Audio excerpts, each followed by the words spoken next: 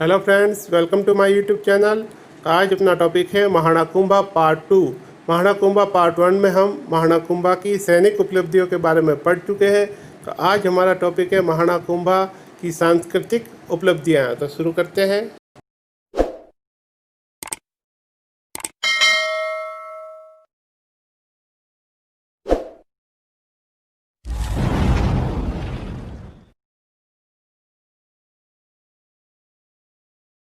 महाराणा कुंभा की सांस्कृतिक उपलब्धियां।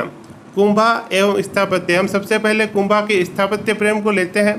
कवि राजा श्यामल दास के अनुसार मेवाड़ के 84 दुर्गों में से कुंभा ने 32 दुर्गों का निर्माण करवाया था। कुल मेवाड़ में 84 दुर्ग है, उसमें से अकेले कुंभा ने 32 दुर्गों का निर्माण करवाया था। उसके महत्वपूर्ण कुछ दुर्गों के बारे में पढ़ लेते हैं। तो पहला है बसंती दुर्ग, ये सिरोही के निकट है। हाल ही की परीक्षा हुई थी, उसमें ये क्वेश्चन आया था। बसंती दुर्ग कहाँ है? सिरोही में। मचान दुर्ग, मेरों के प्रभाव को कम करने के लिए दुर्ग कुंभा ने बनवाया था। अचलगढ़ का दुर्ग विक्रम संवत 1509 में आबू पर बनवाया था और परमारों की प्राचीन दुर्ग के अवशेषों पर बनवाया था। तो अचलगढ़ दुर्ग कहाँ है? आबू माउंट। और आबू माउंट कहाँ है? सिरोही जिले में। लेकिन ये दुर्ग पहले से परमारों का एक दुर्ग बना हुआ था, उसके ऊपर ही इन्होंने पुनः उस अवशेषों पर ही बनवाया था। कुंभा का जो सबसे महत्वपूर्ण दुर्ग है वो कौन सा है? कुंभलगढ़ का दुर्ग। कौन सा दुर्ग? कुंभलगढ़ का दुर्ग। ये वर्तमान में कहाँ पर है? ये राजसमंद जिले में है। और इसका निर्माण कुंभा ने अपनी पत्नी कुंभल देवी की याद में करवाया था। इसके भीतर एक और दुर्ग है, यानी दुर्ग के अंदर दुर्ग है, जिसका नाम है कटारगढ़। मित्रों, हम राजस्थान के महत्वपूर्ण दुर्गों के बारे में पढ़ेंगे, तब कुंभलगढ़ को और विस्तार से पढ़ेंगे।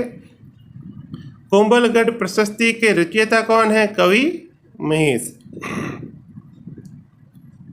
कुंभा ने चित्तौड़गढ़ के दुर्ग का पुनर्निर्माण करवाया, मांडलगढ़ के दुर्ग का निर्माण करवाया, बेराट बदनौर के पास बेराट दुर्ग का निर्माण करवाया और भोमट क्षेत्र में इन्होंने अनेक दुर्ग बनवाए। मांडलगढ़ कहाँ है? मांडलगढ़ भीलवाड़ा जिले में है।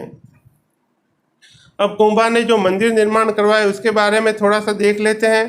कुंभा ने कुंभ श्याम मंदिर, ये कहाँ बनाया था? चित्तौड़ में। कब? 1448 में कुंभ श्याम मंदिर का निर्माण करवाया। आदि वराह मंदिर, ये कहाँ बनवाया था? कुंभलगढ़ में। और कुंभ स्वामी का मंदिर, ये कहाँ बना था? कुंभलगढ़ में। देखिए मित्र, कंफ्यूज नहीं होना है। ये है कुंभ श्याम मंदिर और ये है कुंभ स्वामी मंदिर। कुंभ श्याम मंदिर और कुंभ स्वामी मंदिर। कुंभ श्याम मंदिर तो कहाँ है? यह है चित्तौड़ में है। और कुंभ स्वामी मंदिर कहाँ है? ये कुंभलगढ़ में है। अचलेश्वर का मंदिर, ये माउंट आबू सिरोही में है। रणकपुर के जैन मंदिर, रणकपुर के जैन मंदिर 1439 में धर्णक शाह द्वारा यहाँ चौमुखा जैन मंदिर, जो भगवान आदिनाथ का है, उसका निर्माण देपाक नामक शिल्पी के निर्देशन में हुआ। चौमुखा जैन मंदिर किसका है? भगवान आदिनाथ का। कहाँ पर है? रणकपुर में। किसने बनवाया था? धर्णक शाह ने। कब? 1439 में। और प्रमुख शिल्पी कौन था? देपाक। श्रृंगार चौरी का मंदिर चित्तौड़गढ़ में। इस मंदिर का जीर्णोद्धार महाराणा कुंभा के समय भंडारी वेलाक ने करवाया था। कब करवाया था? 1448 में करवाया था। इसे भ्रम से श्रृंगार चौरी, श्रृंगार चौरी कई नामों से बोला जाता है और ऐसा कहा जाता है कि महाराणा कुंभा की लड़की का विवाह यहाँ हुआ था या यहाँ वह श्रृंगार किया करती थी। तो वास्तव में ऐसा नहीं। वास्तव में यह शांतिनाथ का जैन मंदिर है, जिसकी प्रतिष्ठा खत्तरगंज के आचार्य जिनसेन सूरी ने की थी। और जिस स्थान पर लोग चौरी कहते हैं वह वास्तव में उक्त अष्टापद मूर्ति की वेदी ही है। एकलिंग जी का मंदिर का भी इन्होंने जीर्णोद्धार करवाया। विजय स्तंभ कुंभा के स्थापत्य में कड़ी में ये सबसे प्रमुख स्तंभों में से एक है। मालवा विजय की स्मृति में राणा कुंभा ने विजय स्तंभ का निर्माण करवाया था। मालवा विजय कौन वहाँ का शासक था? कुंभा ने मालवा विजय कब की थी? ये सारी बातें हम राणा कुंभा पार्ट 1 जो हम पढ़ चुके हैं उसके अंदर सारे, अगर आपने नहीं देखे तो यहाँ आपको सजेस्ट कर रहा होगा, आप उसे ज़रूर देखें। उसके बाद ये वीडियो देखें तो आपको और अच्छे से समझ में आएगा। 1440 से 1448 में इसका निर्माण हुआ। विजय स्तंभ विजय स्तंभ के निर्माणकर्ता कौन थे, सूत्रधार कौन थे? जेता, उसके पुत्र नापा, पोमा और पूंजा। ये भी आता है कई बार। इसमें से कौन विजय स्तंभ का निर्माण करता है, सूत्रधार नहीं था? तो नापा, पोमा, पूंजा, जेता, ये चारों याद रखने। एक नाम हटा के वो कोई और भी डाल सकते हैं ऑप्शन में। विजय स्तंभ यह 30 फीट चौड़ा और 122 फीट ऊंचा है। यह स्तंभ 9 मंजिला, कितनी मंजिल है इसमें? 9 मंजिल है। 9 मंजिला है। 9वीं मंजिल बिजली गिरने से टूट गई थी, जिसे महाराणा स्वरूप सिंह ने पुनर्निर्मित करवाया था। और इसे क्या कहा जाता है? इसे भारतीय मूर्ति कला का विश्वकोश कहा जाता है। क्यों? क्योंकि यहाँ पर बहुत सारी मूर्तियाँ बनी हुई है, इसलिए भारतीय मूर्ति कला का विश्वकोश कहा जाता है। क्वेश्चन आया हुआ एग्जाम में मित्रों के भारतीय मूर्ति कला का विश्वकोश किसे कहा जाता है? विजय स्तंभ को। इसे विष्णु ध्वज भी कहते हैं। 8वीं मंजिल पर अल्लाह शब्द लिखा हुआ है। अब एक और स्तंभ वहाँ चित्तौड़ में बना हुआ है, वो कौन सा है? वो है जैन कीर्ति स्तंभ।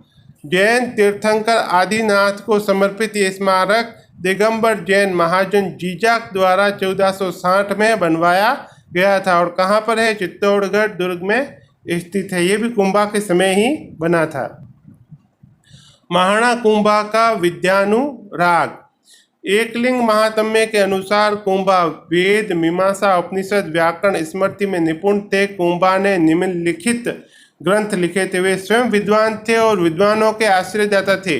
उन्होंने स्वयं ने खूब सारे ग्रंथ लिखे थे। उनके आश्रित विद्वानों में भी बहुत सारे ग्रंथ लिखे थे। तो उनके द्वारा लिखे गए ग्रंथों में जो सबसे प्रमुख है वो कौन सा है? संगीत राज। कुंभा द्वारा रचित सारे ग्रंथों में बृहद, सर्वश्रेष्ठ और सिरमौर ग्रंथ है। ये 5 कोशों में विभक्त। एक क्वेश्चन आया था कि संगीत राज कितने कोशों में विभक्त है? तो कितने कोशों में विभक्त है? 5 कोशों में। कौन कौन से कोश हैं वह? पाठ्य रतन कोश, गीत रतन कोश, वाद्य रतन कोश, नृत्य रतन कोश और रस रतन कोश। अब 5 कोश का क्वेश्चन तो आ चुका है, हो सकता है उसके आगे पूछे कि प्रत्येक कोश कितने उल्लासों में विभक्त है? 4 उल्लासों में। प्रत्येक उल्लास कितने परीक्षण में विभक्त है? तो प्रत्येक उल्लास 4 परीक्षण में विभक्त है।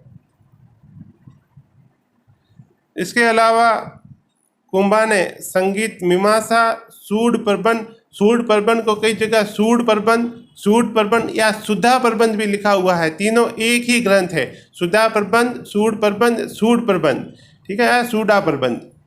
इन्होंने चंडी शतक की व्याख्या भी की थी। रसिक प्रिया बहुत ही प्रसिद्ध पुस्तक है इनकी। ये गीत गोविंद पर इनकी टीका है। संगीत रत्नाकर भी इन्होंने टीका लिखी थी। और कामराज रतिसार नामक पुस्तक भी इन्होंने लिखी थी, जिससे इनके काम शास्त्र विशारद होने का पता चलता है।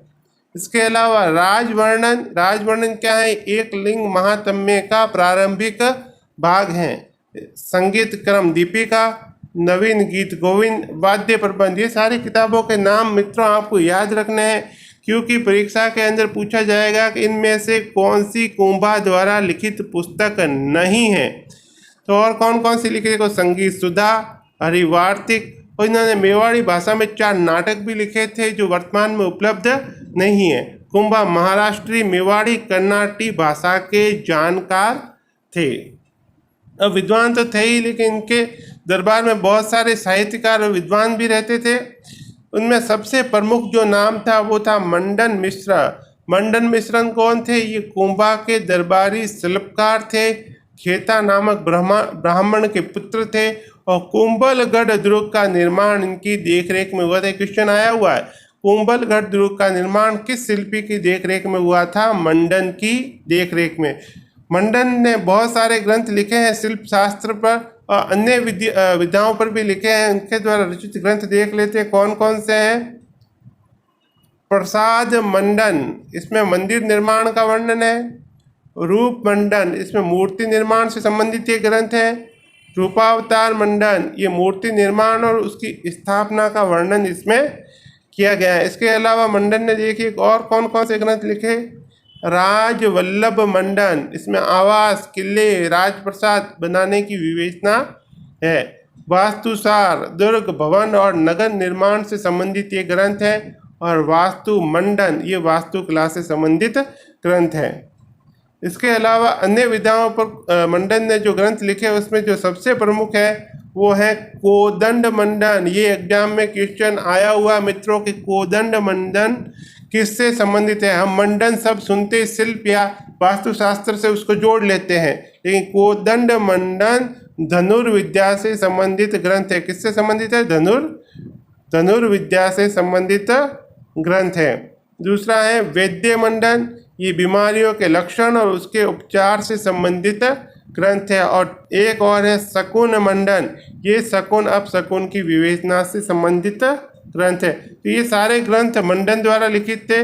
अब और भी बहुत सारे विद्वान कुंभा के दरबार में थे, जैसे कि गोविंद मंडन का पुत्र था। इसने भी देखिए उद्धार, धोरिणी, कला निधि, द्वार दीपिका नामक ग्रंथ लिखे थे। कौन कौन से? उद्धार, धोरिणी, कला निधि और द्वार दीपिका। नाथा ये मंडन का भाई था, जिसने कौन सी किताब लिखी थी? वास्तु मंजरी लिखी थी। अब अत्रि कौन था? अत्रि एक संस्कृत का कवि था, संस्कृत के कवि थे अत्रि। इन्होंने कीर्ति स्तंभ प्रशस्ति की रचना की थी। अत्रि के पुत्र कौन थे? अत्रि के पुत्र थे महेश। ये अत्रि के पुत्र थे। इन्होंने कीर्ति स्तंभ प्रशस्ति का शेष भाग पूरा किया था। इसके अलावा इन्होंने कुंभलगढ़ प्रशस्ति की रचना भी महेश ने ही की थी। कान्ह व्यास ये भी बहुत बड़े विद्वान थे। इन्होंने एक लिंग महात्म्य नामक ग्रंथ लिखा था। एक लिंग महात्म्य के लेखक कौन थे? कान्ह व्यास। सारंग व्यास ये कुंभा के संगीत गुरु थे। और रमाबाई ये कुंभा की पुत्री थी और ये भी एक बहुत अच्छी संगीतज्ञ थी।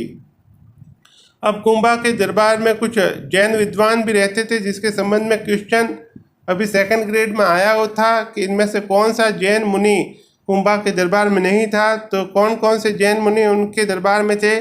सोम सुंदर, मणिसुंदर को मुनि सुंदर भी कहीं लिखा है।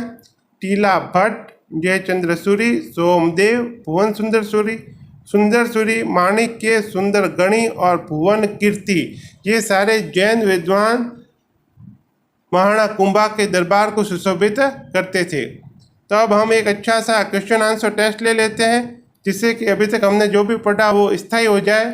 तो कुंभा ने मेवाड़ के कितने दुर्गों का निर्माण करवाया था? कितने दुर्गों का करवाया था? आंसर है बी, 32 दुर्गों का निर्माण करवाया था। क्वेश्चन नंबर 2, कुंभा द्वारा निर्मित बसंती दुर्ग कहाँ स्थित है? कुंभा द्वारा बसंती दुर्ग कहाँ है? सिरोही में है। तीसरा प्रश्न, निम्नलिखित में से कौन सा विद्वान कुंभा के दरबार में नहीं था? कौन सा नहीं था? देखिए, टीला भट्ट था, मुनि सुंदर सूरी था, नाथा भी था। कौन नहीं था? मुनि जिन विजय सूरी, ये कुंभा के दरबार में नहीं थे। चौथा प्रश्न, निम्नलिखित में से कौन सा ग्रंथ कुंभा की रचना नहीं है? कौन सा नहीं है? देखिए, सूट प्रबंध है, रसिक प्रिया है, संगीत मीमांसा, कला निधि उसका ग्रंथ नहीं है, ये आंसर है। तो पांचवा, विजय स्तंभ में कितनी मंजिलें हैं? आंसर है सी, 9 मंजिलें हैं। कोदंड मंडन ग्रंथ का संबंध किससे है? सी, धनुर्विद्या से। कीर्ति स्तंभ प्रशस्ति के लेखक कौन है? अत्रि व उनके पुत्र महेश। आंसर है ए। कुंभा के विषय में कौन सा कथन असत्य है? कौन सा कथन असत्य है? देखिए, वह स्वयं विद्वान नहीं था पर विद्वानों का आश्रय देता था। वह कुंभलगढ़ दुर्ग का निर्माता था, ये सही है। संगीत प्रेमी था, सही है। वह मेवाड़ के महान शासकों में से एक था, सही है। लेकिन वह स्वयं विद्वान नहीं था, ये गलत है। तो आंसर है अपना ए। अब हर बार की तरह मित्रों, ये 2 क्वेश्चन मैंने आपके लिए रखे हैं। इसके आंसर आपको कमेंट बॉक्स में जरूर देने हैं। पहला क्वेश्चन, किसे भारतीय मूर्ति कला का विश्वकोश कहा जाता है? और दूसरा, एक लिंग महात्म्य के लेखक कौन है? इन दोनों प्रश्नों के उत्तर आपको कमेंट बॉक्स में जरूर देने हैं। दोस्तों, यदि आपको मेरा वीडियो अच्छा लगा तो इसे लाइक करें, शेयर करें और कमेंट करके बताएं कि वीडियो कैसा लगा।